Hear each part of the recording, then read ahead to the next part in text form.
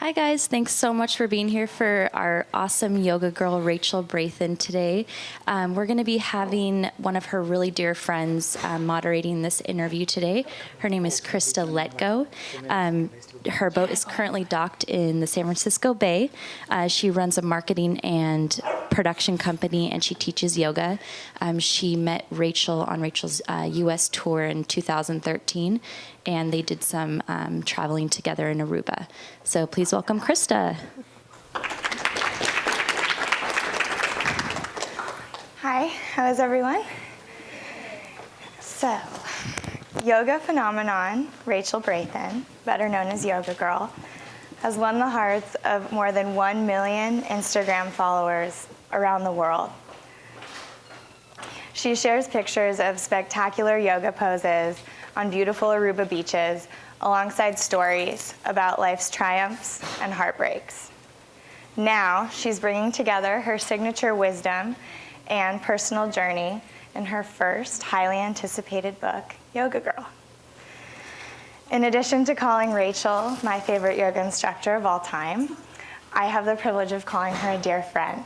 I'm thrilled to have her family in California, and I'm so grateful to be part of the Happiness Tour. So please welcome New York Times newest best-selling author, Rachel Brathen. Hi. Hi. Hi. Thank you, everyone, for coming. It's like a puppy party in here. Everybody's attracted to Ringo, I feel, more than anything else. So I was asked to set up a Q&A for Rachel, and when I read the book, I realized a lot of the answers are actually in the book, which I think is great because so many times I know it's a struggle for you to connect with every single person that reaches out. So we went through your Instagram and found the most common, the most popular questions, and we thought we'd have you answer them here today. That's great. I love that. All right, so question number one, Rachel. When did you first start to incorporate yoga into your everyday life? So when did you decide to actually make it something that you practiced occasionally to being serious every day? It wasn't an active choice that I made. Yoga kind of crept up on me sneakily. I meet so many people that have that aha moment in a yoga class where, I took one class and it changed my life, and then you're a devoted yogi forever. For me, it was not like that at all. I took my first yoga class. I couldn't touch my toes. I couldn't do anything. I thought I was the worst person in the classroom. Everybody else knew exactly what they were doing. And it was really a long process of sticking with the practice because I had a feeling like it was helping me. And with lots of patience and lots of falling over and lots of learning, it became a part of my daily life. And at what point did you decide to try Instagram? And at what point did you say, I'm going to try out this social media thing? Might be good at it. I was really obsessed with my dog at the time. Kind of still very obsessed with all of my dogs. I started Instagram. The first post I ever shared, I think, was a picture of my dogs. It wasn't a yoga-oriented thing. I didn't have this big plan to create a big social media account that was going to become a huge thing. It was really a personal space for me. And I started sharing a little bit more yoga, and it grew slowly from there and became all of this. So why do you think your lifestyle and philosophy on Instagram and now all over the world has resonated with so many people? What do you think about the philosophy sticks? The philosophy sticks. What about it? I try really hard to not do the regular general social media thing, which I feel is very much showing only our best sides of ourselves. You can go to any person's Instagram account, who if it's a celebrity or a regular person, and everybody is so good at everything, and every day is the best day ever. And everybody's a professional photographer and a super yogi and a professional chef, and you only share these very angled and filtered moments of your day. No one ever shares, I'm having the worst moment ever. Look how boring my life is right now. I'm going to share that on Instagram. No one does that. And it creates a very unrealistic view of your life. And I found the more I get away from that, and the more I go a little bit deeper into the things that are real and genuine and human, which isn't always, rainbows and butterflies, even though that's very inspiring too. But the more human I can be online, the more it resonates with people on on a level that's deeper, even though it's social media, which is it can be a very superficial place. It's definitely what resonated with me. When I first met you, you were in San Francisco and you woke up that day to teach that class and couldn't move your back. And she was teaching a handstand class that night. And it was so cool. It was the most loving, sweaty, but I don't know, it was just the coolest class, and it was so real.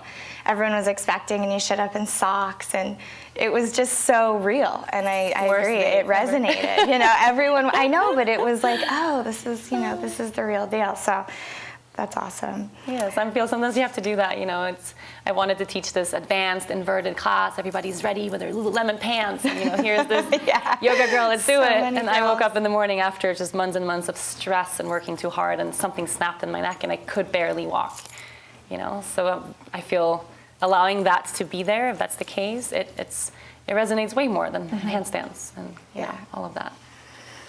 So these days, most of us have pretty busy schedules, and I've heard you say a couple things, but I wanted you to say 3 things that you think during the day people could do to live a more balanced, maybe more mindful life in the midst of the chaos that we live in.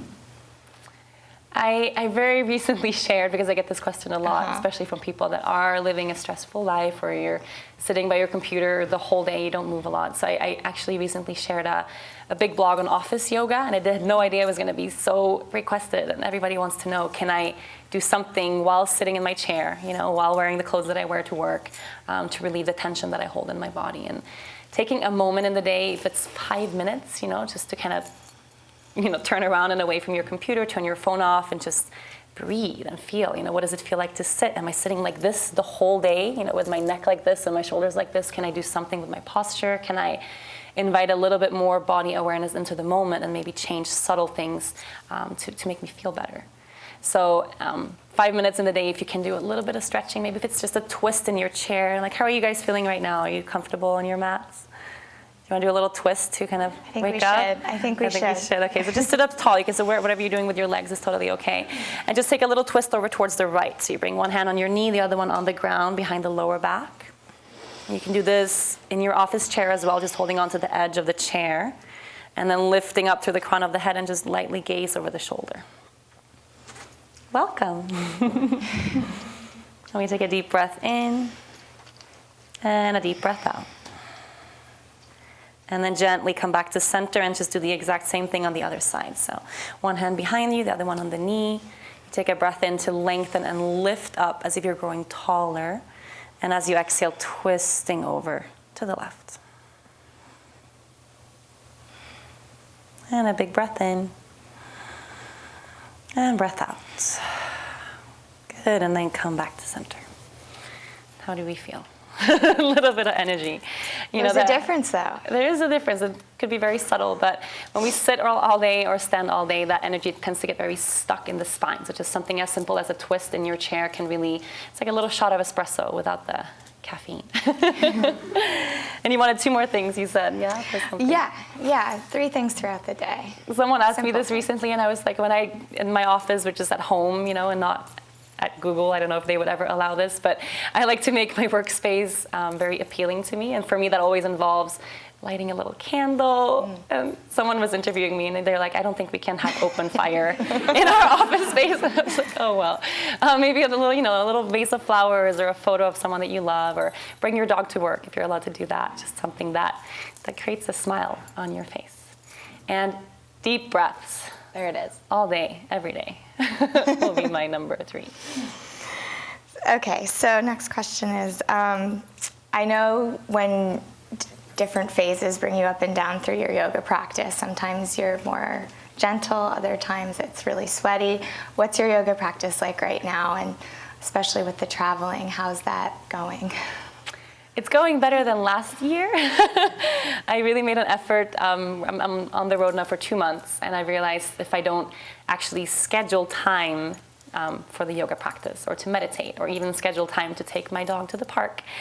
These things become deprioritized by meetings and more important things that happen in your workday. So it's working out pretty well. I have actually reached out to teachers in different cities where we go, and I have some days it's just me and my mat. Some days we'll have a teacher come to my hotel room in this tiny little corner. You kind of take what you can get. Good. Okay, so the next question is, what is one of the most unusual places you've had the opportunity to teach recently?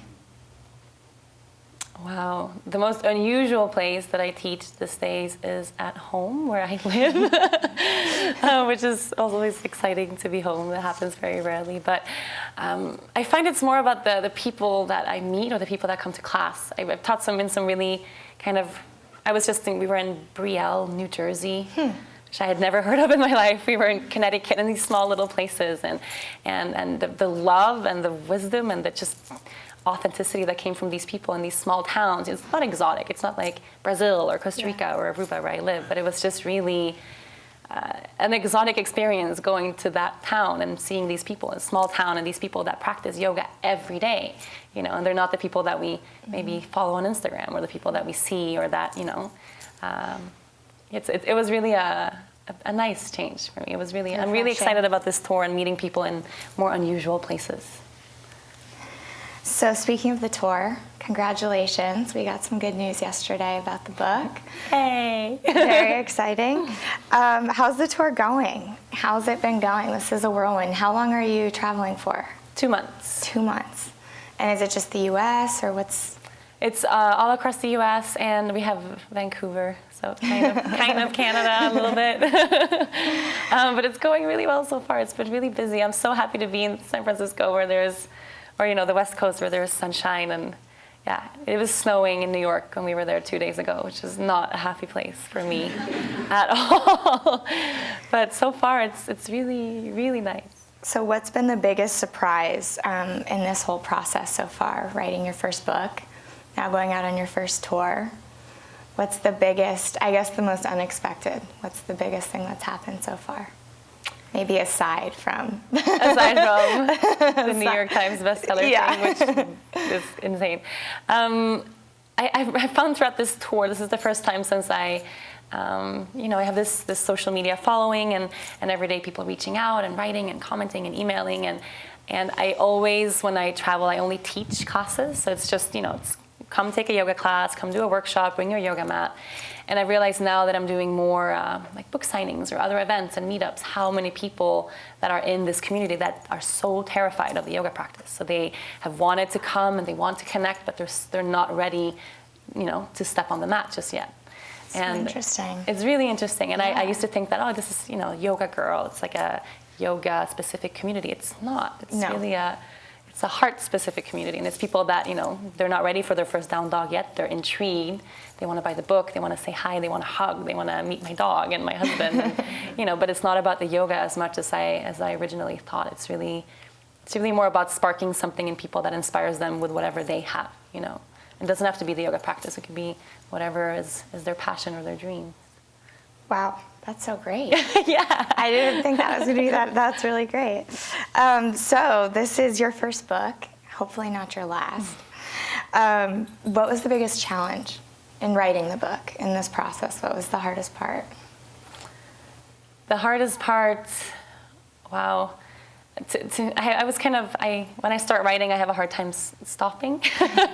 So for this book, I wanted it to be almost like my Instagram account, but in a book form. So it's very lively and full of pretty pictures, and there's recipes in there and yoga sequences, and then my own story has the depth of that. But I have another book in me that is maybe not as sparkly and shiny as this book. And when I start going into personal experiences, sometimes I go really, really, really deep.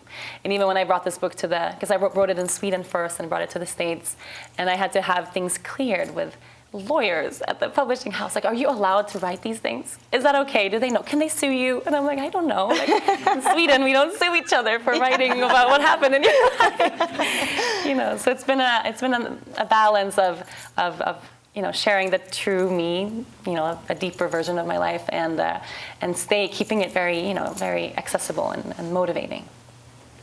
That's so funny. Did you write it in Swedish or English first? English. English. But for the Swedish publisher. And then I had to translate my own book into Swedish because I write better in English than I do in Swedish now. And then for the American version, we actually extended it. I wrote a lot more. So then I had to rewrite again in English. So I kind of wrote 3 books this past year. But it's been a big process. Making a book it's not just writing and then handing something in and then you're done. No. It would be nice if that was the case, but it's not. So you told me the biggest challenge. Now I'd like to know, this is actually my last question, then we'll open it up, is what was your favorite part to write? What's your favorite part of the book? Or maybe your favorite page or quote or picture? What's your favorite thing about the book? I really love the last chapter. Every chapter, corresponds or correlates to a part of the yoga practice. I have a chapter on back bends. I have a chapter on arm balances and inversions and all of that. And the last chapter is about meditation and finding silence, which I find that is the most important part of the yoga practice, which it's harder to get to because it's a little bit more daunting. Sitting down with yourself in silence with no distractions can be a terrifying thing. But it's also what I find creates the most change in a person's life, more than, sweating on a yoga mat or doing a handstand or a downward facing dog. And I really love that. I love to inspire that part of the practice too, the being with yourself and finding those moments of silence in your life. Yeah, awesome, cool. I loved the book. Thank you. I read it in one sitting. So good. So thank you so much. Thank you for being here. Congratulations again. You. And I'd like to open it up if there's anybody that has some questions that they want to ask Rachel directly. Catherine's walking around with a mic. Don't be shy. We're all... It can be a dog-related question if you want. It doesn't have to be yoga. It could be anything. I have a question, actually. Okay. If you were to pick 3 poses to do in the morning, like quickly before work, that's my biggest struggle, is I want to get to work, but I really want to open up and not, when you wake up, you're kind of like, oh, all stiff. So what are 3 poses you would say after waking up in the morning to just kind of flow through? Yeah, you can even do just the moment you wake up. I like to stay in bed and kind of use the surface you're on, just to create some movement for the spine. So the spine moves in so many ways. What we just did now, a twist, you can do that same thing lying down on your back. Kind of wish I was in yoga pants right now. I'm not. Do you want to demonstrate? Sure. Yeah, I knew that was coming. Score. So lying on your back, bringing one knee into your chest, and then just gently drawing that towards one side. So just taking that over to the left. My mic is on my back. There. That's okay. So something as simple as this, and then come back to center, do the other side. You can do that on any surface, just kind of creating some movement. And again, that energy that gets lodged in the spine helps to wake us up. And then for me, it's not for everyone, back of the legs tend to get very tight. So you can bring one leg up to the sky and bring it closer into the body. Just lying in your bed or on your yoga mat, in your kitchen, wherever you are, and just do both legs like that, creating some space for the back. And then come sitting up. And I'll do this one with you. So just bringing your hands behind you with the wrists pointing towards your sit bones, just taking a moment to open the chest, just like this, just lifting through the heart. You guys can all do this with me right now. Facing towards me? No, wrist facing the sit bones. Okay. Yeah. And then lifting your heart, shoulders back, drop your head. Just start to open and expand through the heart and the chest. So it's not an intense pose, just a little bit of spaciousness. And then coming back up. It's a nice little yoga moment. Yeah, so anything that feels good. We all have our homework when it comes to our bodies. For me, it's my shoulders are always my number one tight spot. If you have your hips or the back of your legs or your neck, finding a pose that alleviates that you can do every day if that's what you need to work on in your own practice. I'd love to hear your kind of experience or thoughts coming to a place like Google, and I don't know if you've been other places in Silicon Valley, but I kind of find that we're in a little bit of a bubble here. Like, it's such a different world than I'm sure Aruba or anywhere else in the United States. So I'm just curious, what your experience is coming into these buildings and these offices. This place is amazing. I find. I just had lunch in the cafeteria and I was just blown away by. I wish I got to eat this every single day. I mean, I feel this is a special place. But just coming into any work environment where people are working this closely together, all the time, and you're really, really busy throughout your day, I feel like there's so much potential and opportunity to create more of that connection, beyond just the working together and doing your tasks and everything you need to do. If it's, having yoga sessions or moments of mindfulness classes, or I find all of that just helps to improve how well we perform, in our workday. It's not so much about grinding our way through everything we have to do in the day, but actually stepping away sometimes and just taking some time for you will make you do better at work too. And it's fun, and it's, can actually expand into the rest of the areas of your life. What do you think is kind of similar to your question about like the three, you don't have to be three, but kind of your biggest like lessons learned from kind of turning into this like social media celebrity, and it seems like it was kind of unplanned. And so like I guess what I'm thinking of is, I know when your best friend passed away and like you were being really real, and I saw some posts being like, hey, this is me, like I'm not perfect every day, I'm not happy every day, like I'm actually gonna be posting some sad stuff. If you're not okay with it, like you don't have to follow me. But I'm just curious, like what kind of things have you learned about the world or people in general and how to interact based on your experience? Yeah, I've learned a lot, and it keeps coming, those crazy social media lessons. I feel social media can be an absolutely terrifying place. Like any platform can be, it can be a narcissistic place where your ego gets this space to be, look at me, like me, follow me, and it's so easy to tell. You can have that feeling of checking out someone's account and feeling like, ooh, is this either inspiring and motivating, or does it inspire jealousy or inspire me to feel inadequate or like I need to change who I am? So I feel what you give out is what you get in return. And there's so many. I sometimes go to other people's, like celebrities or people that have big platforms, and just scroll through the comment feeds, and it's scary sometimes what people write and tell each other things they would never in a million years say to someone's face, ever, But it's like hiding behind your phone creates this monster of just blurting out the most obnoxious things. But it also comes from what you share. And I find every single time that I reach a little bit deeper and I share something that maybe isn't easy, maybe it's not something beautiful or a beautiful meal I cooked or a yoga pose, it's like something real that took effort for me to share, I get all of that love in return, like all of it. There's a whole gazillion amounts of people out there with wisdom, with love, that positivity, that connect and care, and that can also be brought out in through social media. It's just you have to decide to take that road, And I can really tell too. It's really every day, whatever I share, I can guide it really easily. Do I want the following to take this turn today? It's so easy to create drama if that's what you want. But I feel we get so much drama thrown at us every day. We don't need to create more of it. So, and it's also a nice lesson. I like to, when my friend passed away, for instance, so many people started sharing their own moments of grief. They never before, someone passed away or they lost someone, and you put on this big smile afterwards, no, I'm fine, and you're not, So every time you're genuine to who you are and you share that, it allows other people to be true to what they're feeling as well. So it's like a little ripple effect of truth, as opposed to a ripple effect of, oh my God, what did Justin Bieber drink last night? Or, like all these crazy things that happen in social media that in the big scheme of things don't mean a whole lot.